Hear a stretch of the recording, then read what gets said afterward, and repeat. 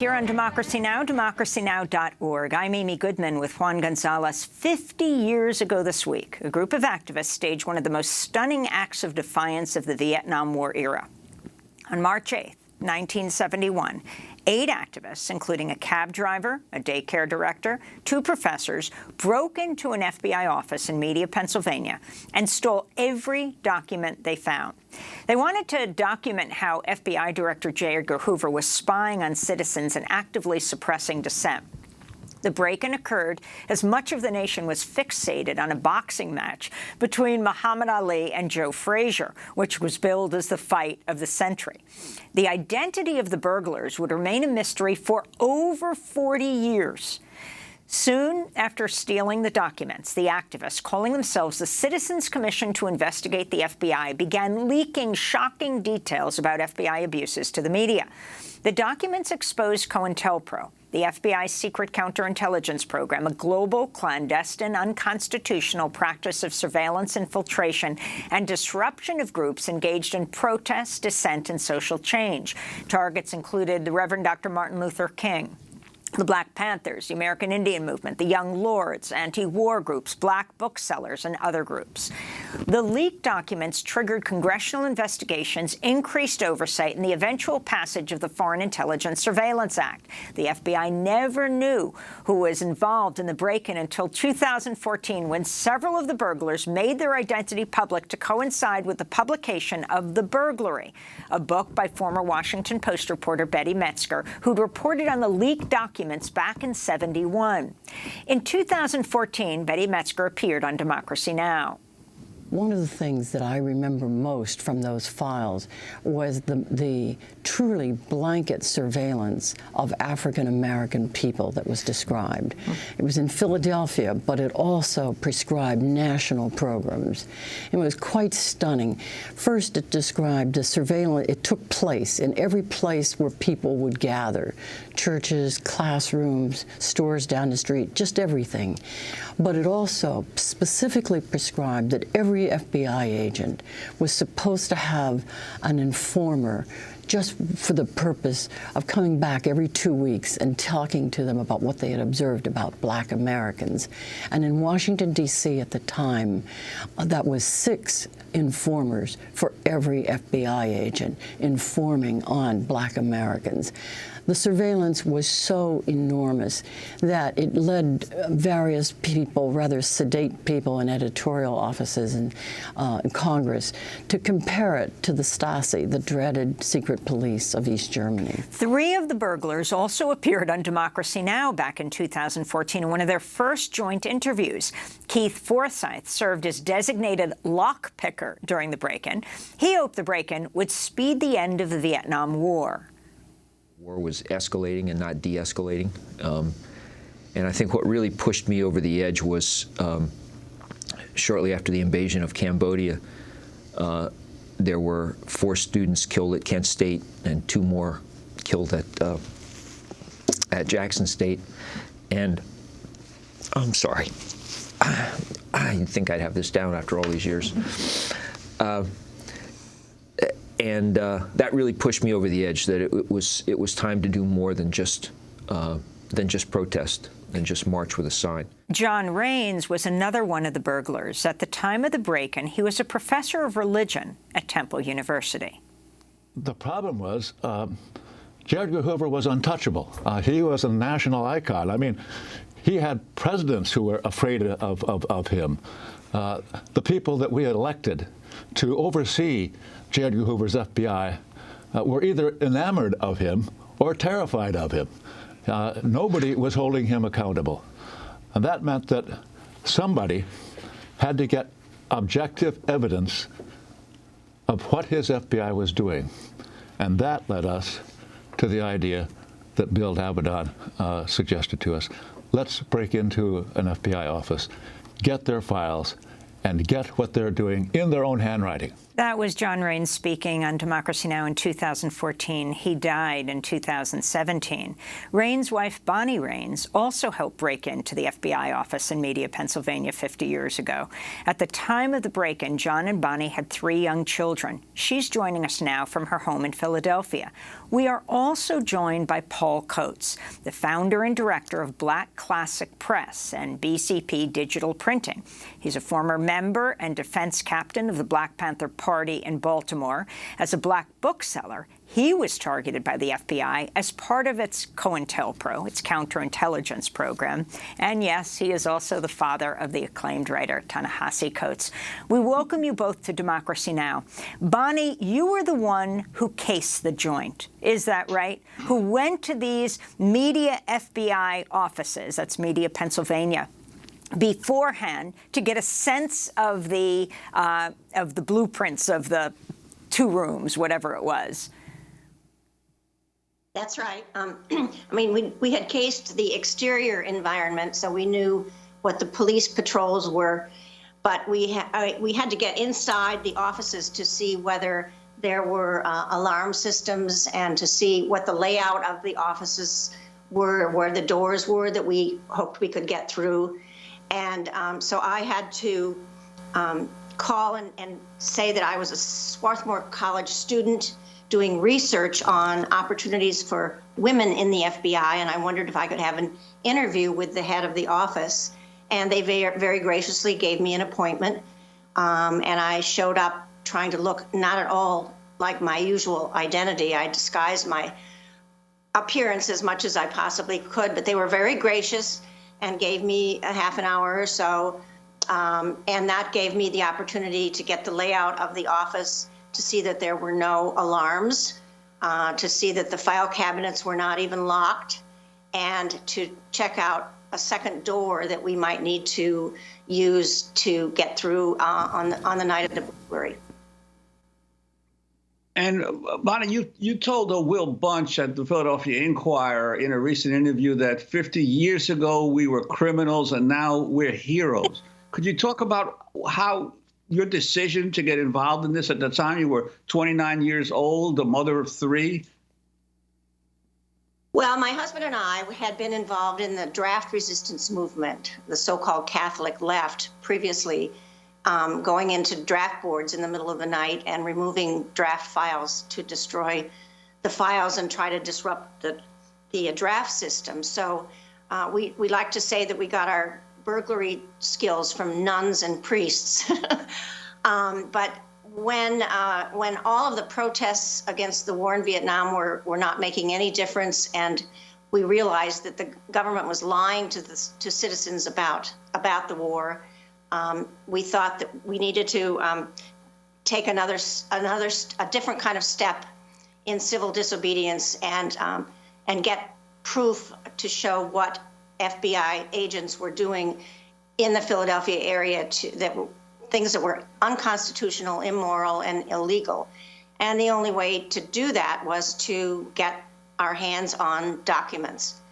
So that it seemed like a rational thing to do to get the truth out to the American public.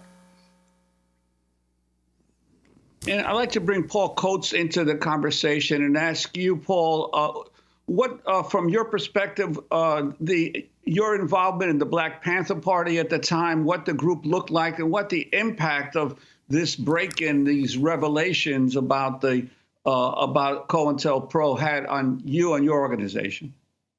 You know, the large impact, I think, at the time was we already knew that we were being infiltrated. We knew that provocateurs were all throughout. We knew that the FBI had us under constant surveillance. But I don't think anyone at the time really knew the full extent of the program, of Cointelpro.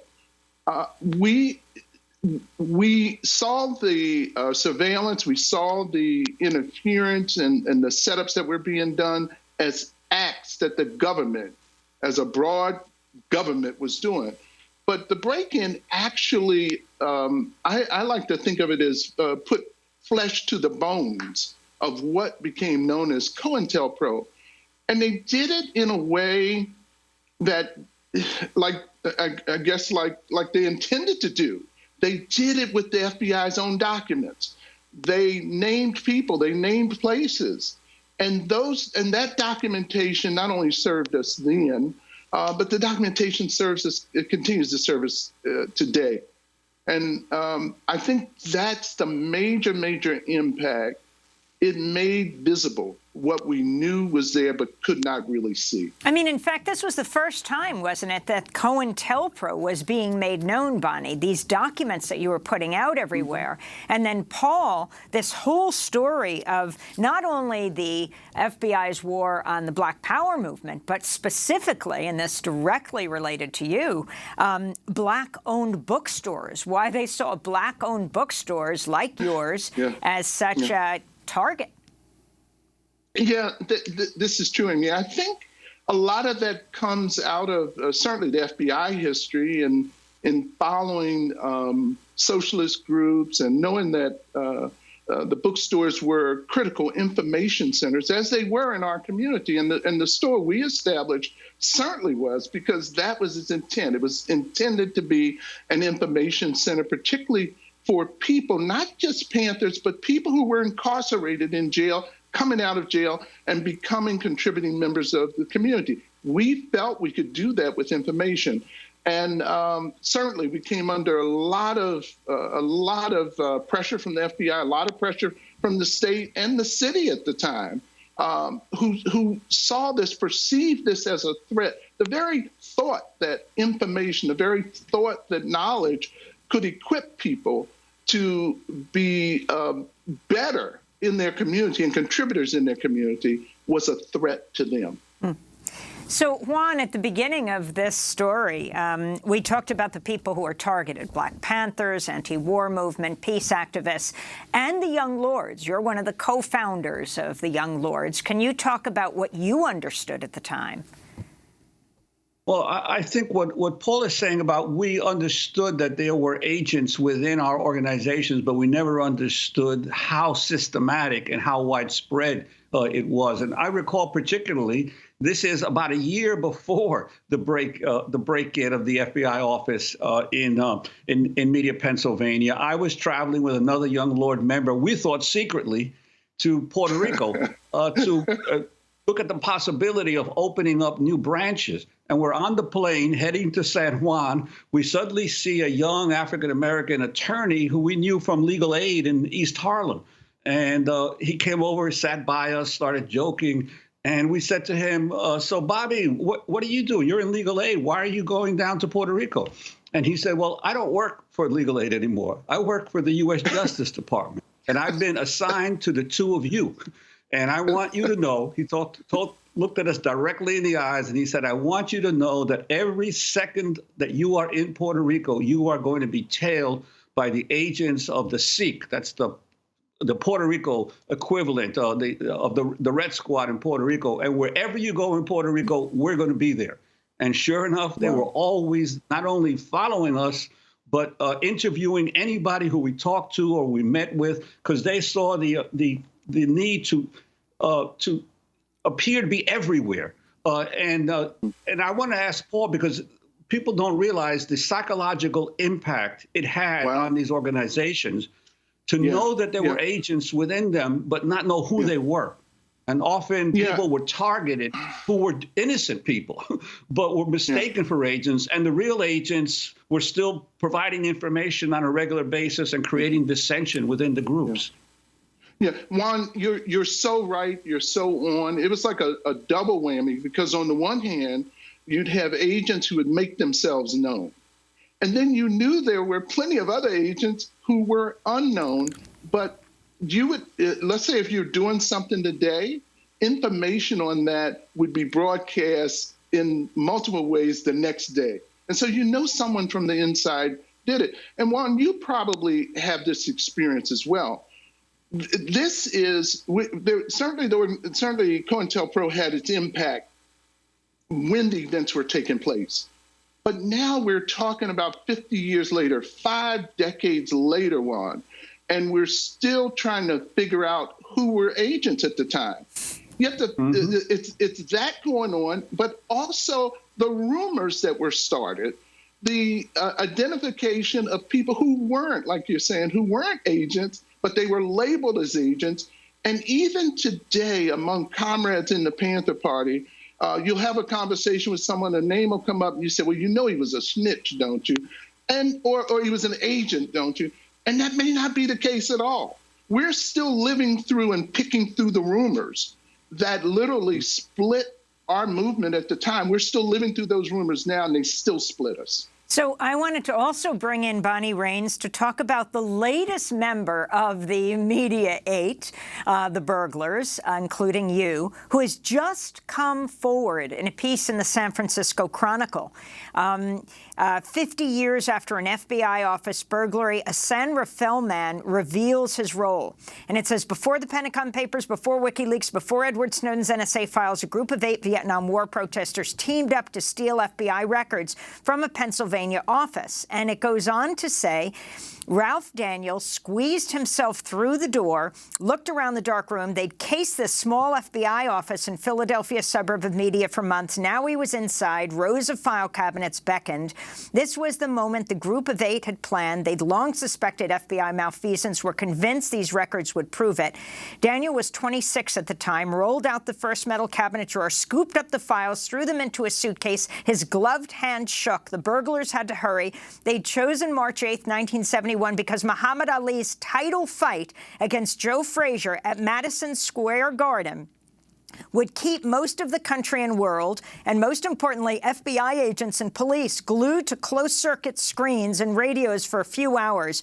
One of the intruders could hear the broadcast in nearby apartments, so they thought that the sound of the fight would cover your actions. Is that right, Bonnie? And were you surprised to see that Ralph Daniel has come forward? Well, I'm delighted that Ralph has. He played a key role in the burglary, and he was reluctant to come forward earlier because he was afraid that it would affect his professional life. But he's always been in communication with us since 2014, and it's great to have him be able to tell his story now, which is significant. We scooped up every single document, I think about 1,000 documents. We didn't leave anything behind. And going back to what we were talking about a few minutes ago in the broadcast, one of the memos that we discovered, a document said that agents should increase the paranoia among the left to have them believe that there's an FBI agent behind every mailbox. So they wanted to give this impression that everyone everywhere was under surveillance, and no one could believe that their constitutional rights would be protected. And Bonnie, we only have about 30 seconds, but could you, the lessons for today for the Black Lives Matter movement and other activists of this Cointelpro era? Well, we've just come through a Trump era, and I think we saw the effects of a lack of transparency and accountability. And now we really have to insist that the powers that be are transparent and accountable. And it's up to the average citizen to pay attention, be informed, and be vigilant, and then call the powers that be to account for their decision. We're going to have to leave it there, and I thank you so much for being with us. Bonnie Raines, one of the 1971 break-in burglars at the FBI office in Media, Pennsylvania, and Paul Coates, founder and director of Black Classic Press. I'm Amy Goodman with Juan Gonzalez.